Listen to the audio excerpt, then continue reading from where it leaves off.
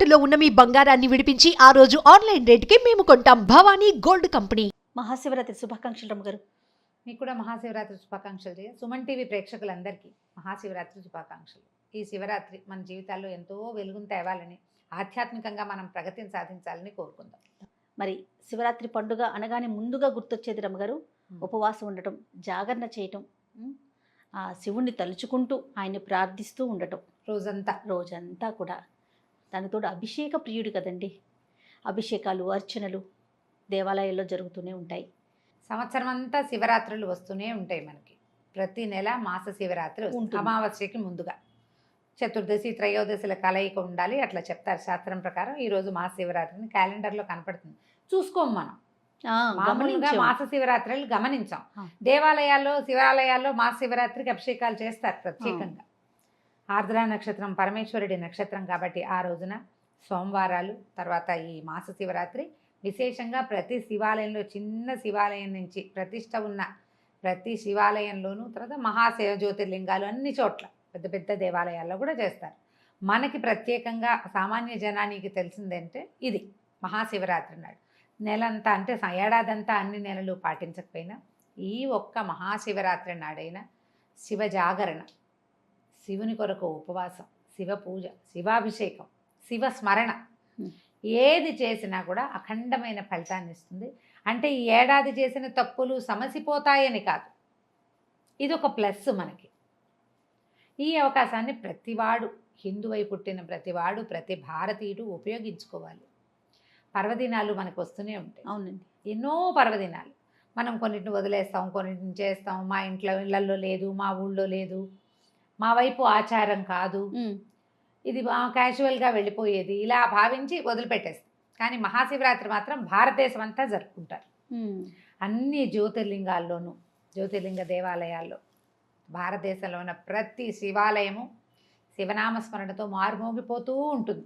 ఈ ఒక రోజైనా మనం పరమేశ్వర ప్రీత్యర్థం శివనామ స్మరణ చేస్తూ, శివ ప్రీత్యర్థం ఇతరులతో కొట్లాటలు లేకుండా, గొడవలు లేకుండా, ప్రశాంతమైన మనసుతోటి, భగవత్ ప్రార్థనతోటి ఈ పర్వదినాన్ని జరుపుకుంటే ప్రశాంతంగా ఉంటుంది. మాఘం వెళ్ళిపోతే ఇంకా పుష్యం వచ్చిందంటే ఎండలు మండట మొదలు పెడతాయి. శివరాత్రితోటి శివ అని చలి పారిపోతుందని చెప్పుకుంటాం. అన్ని చోట్ల నుంచి చలి తగ్గిపోతుంది, ఇక వేడెక్కడం మొదలు పెడుతుంది. ఇక్కడి నుంచి ఈ ఉపవాసం, ఇవాళ చేసిన జాగరణ, ఇవి మనకి అత్యంత ఫలితాన్ని ఇస్తాయని భావించి శివరాత్రి జరుపుకుంటాం. ఈ రోజునంటే ఈరోజు శివపార్వతుల వివాహం అయిందా, శివుడు ఈరోజు జన్మించాడా, ఎందుకు మహాశివరాత్రి అనేది ఎప్పుడు ఏటా వచ్చే ప్రశ్నే. మళ్ళీ కొంతమంది నన్ను మెసెంజర్లు అడుగుతున్నారు కూడా, శివరాత్రి ఎందుకు ప్రత్యేకమని. మామూలుగా మనకి ఎప్పుడు శివుడు ఉంటాడు. ప్రపంచం లయమైపోయినప్పుడు కూడా శివుడు, నిత్యుడు శివుడు నిరంతరము ఉండేవాడు. అయితే ఈ రోజున తన స్వరూపాన్ని అగ్నిస్తంభ రూపంలో ఆయన చూపించాడు. ప్రళయకాలంలో మామూలుగా సృష్టి స్థితి లయకారకులు ముగ్గురు, బ్రహ్మ విష్ణు మహేశ్వరులు మన కథ నడిపిస్తూ ఉంటారు. అవును, ఆయన సృష్టిస్తాడు, ఈయన పెంచి పోషిస్తాడు, మూడో ఆయన లయం చేస్తాడు, మళ్ళీ పుట్టక్కకి మళ్ళీ సృష్టికి మొదలవుతూ ఉంటుంది. ఇట్లా జరుగుతూ ఉంటుంది. ప్రళయకాలంలో ఏమవుతుందంటే అంతా కూడా కలిసిపోతూ ఉంటుంది. ఆ కలిసిపోయే క్రమంలో ఈ సృష్టి స్థితికారకులు కూడా ఒక ఉద్వేగానికి, ఒక వేరే రకపు ధోరణికి, అంటే ప్రళయానికి సూచన అన్నమాట. అప్పటి వరకు పరమప్రశాంతంగా ఇదంతా నడిపే వాళ్ళు కూడా నేనంటే నేననే భావనలు వచ్చేస్తాయి. అంటే లయం అయిపోయే ముందు వచ్చే ఉత్పాతం అన్నమాట అది. నేనంటే నేనని వాళ్ళిద్దరూ వాదులాడుకున్నారు, బ్రహ్మ విష్ణువు. నేనే ప్రపంచాన్ని నిర్మిస్తున్నాను, నేనే నిత్యుండని బ్రహ్మ, ఇదంతా నడిపేవాడిని నేనే కాబట్టి నేనే నిత్యుండని, నేనే గొప్ప అని విష్ణువు. నువ్వు నా గర్భంలో నుంచి జన్మించావు, నా నాభికమల నుంచి జన్మించిన వాడివి, నువ్వు నాకంటే ఎక్కువ ఎట్లా అవుతావు, పుత్ర సమానుడివి కదా, నా నుంచి జన్మించిన వాడు కుమారుడు కదా అని ఆయన. నేను నా వల్లే ఇదంతా మొదలైంది, వేదాలవి నా చేతిలోనే ఉంటాయని బ్రహ్మ వీళ్ళిద్దరూ వాదులాడుకున్నారు. యుద్ధానికి కూడా సమకట్టారని కొన్ని పురాణాలు, శివపురాణంలో అక్కడ చెప్పబడుతుంది. అయితే వీళ్ళు యుద్ధానికి చేస్తున్నప్పుడు వీళ్ళిద్దరి మధ్యలో ఉన్నట్టుండి అగ్నిస్తంభం ప్రత్యక్షమైంది. నిత్యులు వీరు కాదు, మహేశ్వరుడే నిత్యుడు. వీరిద్దరూ తక్కువ అని కాదు, వీరు లయమైపోయి మళ్ళీ వస్తారు. కానీ మహేశ్వర స్వరూపం నిత్యమైనది. ఇప్పుడు లయకారకుడైన శివుడు అని చెప్పడానికి వీల్లేదు. నిత్యమైన మహేశ్వర స్వరూపం ఉంటుంది. అది ఆదిశక్తితో కలిసి వాళ్ళిద్దరూ కలిసి ఉంటారు. శివశక్తి సమ్మేళనమే ఆదిపరాశక్తి. ఆమెలో ఉండే శివుడు నిత్యుడు. ఈ స్వరూపంగా మనకి కనపడి కైలాసంలో కనిపించి లయకారకుడని మనం భావించే ఆయన బ్రహ్మ విష్ణువులతో పాటుగా వెళ్ళిపోయి మళ్ళీ వస్తారు. మహేశ్వరుడు స్వరూపాలు ప్రత్యేకమైన ఉన్నాయి. ఈ సదాశివుడైన పరమేశ్వరుడు ఇక్కడ అగ్నిస్తంభ రూపంలో ఉద్భవించాడు. ఎంత జ్వాలాలింగం అన్నమాట. అది మండిపోతోంది. పైనుంచింది పైకి చూస్తే పైన కనపడుతుంది, కింద చూస్తే కింద కనిపిస్తుంది. అప్పుడు వాళ్ళకి ఉద్బోధ వచ్చింది. దీని ఆద్యంతాలు కనుక్కుంటే ఇది ఎక్కడ పుట్టింది, ఎక్కడికి వెళ్తోంది, అది కనుక్కున్న వాళ్ళు గొప్పవారు, వాళ్ళు అధికులు. ఇప్పుడు ఇదొక పామర భావం, నువ్వు గొప్ప నేను గొప్ప అనేది దైవభావం కాదు. అవును, దైవికమైన దైవీభయ భావాలు అవి కావు. అవి ఈ ప్రళయకాలంలో దైవశక్తులకు కూడా ఇలాంటి ఒక పామరత్వం వస్తుందని చెప్పటం అన్నమాట. అయితే వీళ్ళిద్దరూ ఏమనుకున్నారు, చెరో స్వరూపంలోనూ బయలుదేరారు. మహావిష్ణువు వరాహావతారం దాల్చి భూమిని చీల్చుకుంటూ కిందకెళ్ళాడు. ఎక్కడుంది దాని ఆది తెలుసుకోవటం కోసం ఆయన వరాహావతారంతో తొలుచుకుంటూ కిందకి వెళ్ళిపోయాడు. బ్రహ్మ హంస రూపంలో పైకి ఎగిరాడు. ఆయనకి తెలియలా, ఈయనకి తెలియలా. వెళ్ళిన కొందికి ఉంటూనే ఉంది. విసిగిపోయిన బ్రహ్మదేవుడు ఎవరైనా నేను చూశానని చెప్పడానికి సాక్ష్యం దొరుకుతారేమో అని చూశారు. ఈ పరమేశ్వరుడికి అర్చన చేసినప్పుడు ఆయన శిరస్సు మీద నుంచి జారి ఒక మొగలి పువ్వు పడిపోతుంది కింద.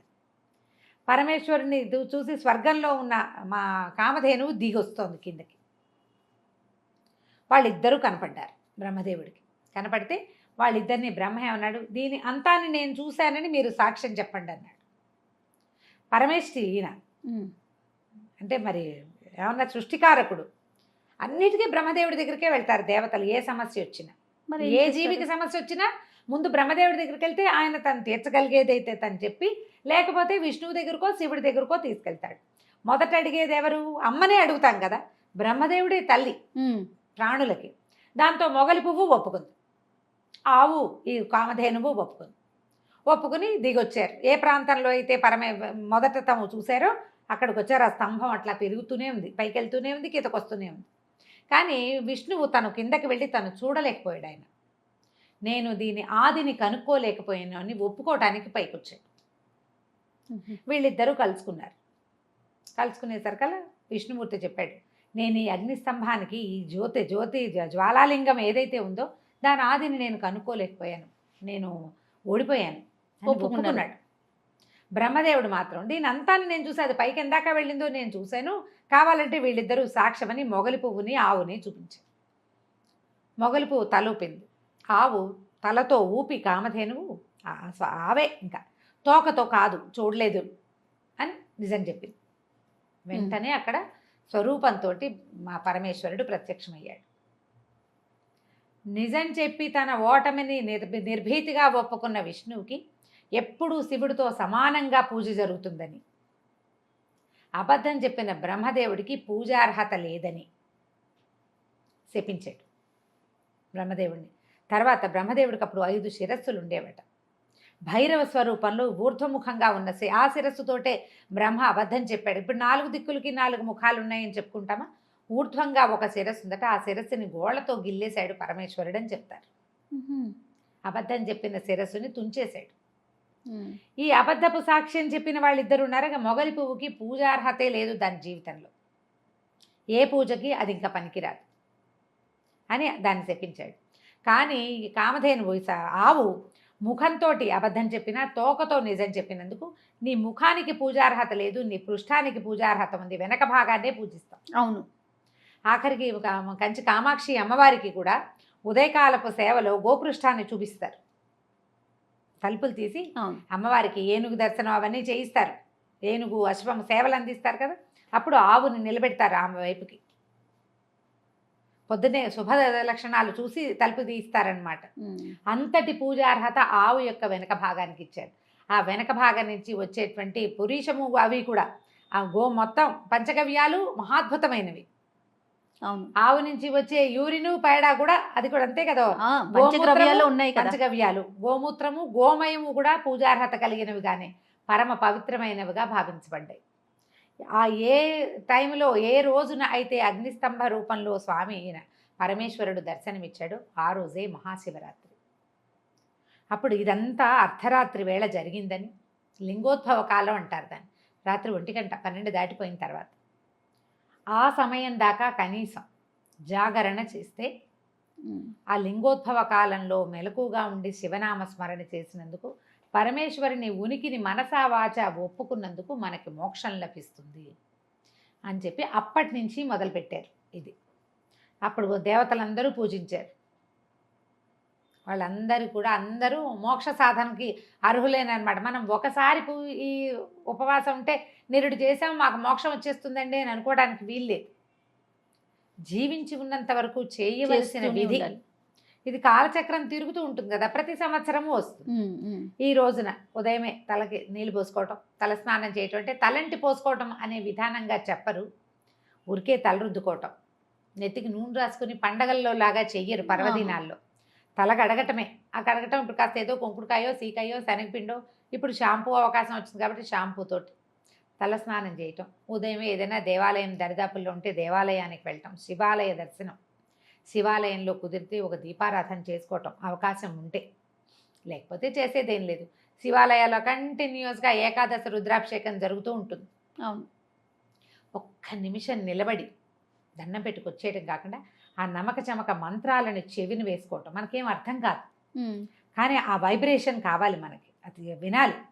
వింటూ ఆ ఒక్కసారి అభిషేకం చేసే దృశ్యాన్ని చూసి మనసా భగవంతుడికి ఒక నమస్కారం చేసుకుని ఆ రోజున పగలు ఉపవాసం ఉండి, రోజంతా ఉపవాసం ఉండటం మంచిదైతే ఉపవసించలేని వాళ్ళు ఉంటారు. చిన్నపిల్లలు ఉన్నవాళ్ళు, ఆఫీసులో ఉద్యోగాలు, వృద్ధులు, గర్భవతులు, చంటి పిల్లల తల్లులు, అనారోగ్యంతో ఉన్నవాళ్ళు, వీళ్ళు ఉపవాసం ఉండలేకపోతే శివనామస్మరణతో ఆహార స్వీకారం చేయొచ్చు. దేవుడికి నివేదన చేసిన వస్తువుల్ని తీసుకోవచ్చు. ఏవో ఒకటి అవి ఇవి తినేయకుండా నివేదన చేసిన వస్తువుని తీసుకున్నా కూడా ఉపవాసం కిందకే లెక్క వస్తుంది. అది కూడా పద్ధతే. పళ్ళు నివేదన పెట్టి ఆ పళ్ళనే స్వీకరించడం. పళ్ళు అవి తినచ్చు, దుంపలు తినచ్చు, ఆలుగడ్డలు లాంటివి అలా ఏదైనా తీసుకోవచ్చు.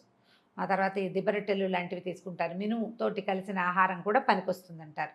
రసాలు నీళ్లతోటే ఉండగలిగిన వాళ్ళు ఉండటం, ఉపవాసం ఉండటం. రాత్రి లింగోద్భవ కాలం దాకా జాగారం చేయటం. జాగారం చేసే టైంలో ఏదో ఒకటి ఎఫ్టీవీ, ఎంటీవీ, అటీవీ, ఈటీవీ పెట్టుకోకుండా కాస్త భగవత్ నామ సంకీర్తన జరిగేవి ఏవైనా పెట్టుకుని ఆధ్యాత్మిక ఛానల్ పెట్టుకోవటం, లేదా ఏదైనా చదువుకోవటం. శివపురాణం, కార్తీక పురాణం, మాఘ పురాణం, ఈ రోజులు ఇప్పుడు మాఘమాసం కాబట్టి ఏదైనా ఒకటి చదువుకోవటం. ఇందులో ఈ హడావిళ్లలో మనం గొడవలు, ఇబ్బందులు, పోట్లాటలు వాట్లలోకి దిక్కండా ఉండటం. సాధ్యమైనంత కొంచెం మౌనాన్ని ఆశ్రయించి, పూర్తి మౌనం అని చెప్పటం లేదమ్మా, నేను మౌనం పట్టమన్నానని మాత్రం అనుకోకండి. కొంత నిశ్శబ్దాన్ని ఆశ్రయించి శివనామస్మరణ పంచాక్షరి మంత్రాన్ని కనుక మనం అట్లా అనుసంధానం చేసి ఉంచుకుంటే ప్రశాంతంగా మనం దైవారాధన చేసుకోగలుగుతాం. దీనివల్ల రాగల రోజులో మరింత ప్రశాంతంగా ఉండేందుకు అవకాశం ఉంటుంది. ఏటా వస్తుంది శివరాత్రి. ఒక ఏడాది బాగా చేసుకోగలుగుతాం. ఏదో బోళ్ళని అవి ఇవి పూజలు పునస్కారాలు చేసి ఇంట్లోనే మనం అభిషేకాలు అవి చేయించి చేసుకోగలుగుతాం. ఒక సంవత్సరం చేయలేం. చేయకపోతే తప్పు, నిరుడు చేసాం, ఈ ఏడాది చేయకపోతే తప్పు అలా భావించద్దు. ఎప్పటికి ఏది కుదిరితే నామస్మరణ వదలద్దు. కనీసం కలియందు నామస్మరణే ముఖ్యమని చాలా చోట్ల చాలామంది పెద్దవాళ్ళు ఎన్నో గ్రంథాల్లో చెప్పారు. నామస్మరణ చేసుకున్నా సరిపోతుంది. అభిషేకం చేసుకోగలిగినా, అభిషేక దర్శనం చేసుకోగలిగినా, తీర్థం తీసుకోగలిగినా, ఎవరైనా స్నేహితుల ఇళ్లలో అభిషేకం జరుగుతుంటే అక్కడికి వెళ్ళి నమస్కారం చేసుకున్నా కూడా మంచి ఫలితాలే లభిస్తాయి. శివనామస్మరణే ఇంపార్టెంట్ ఈ రోజుకి. కుదిరినంత శివార్చన చేసుకోండి. తప్పకుండా రమ్మగారు. నమస్తే. నమస్తే.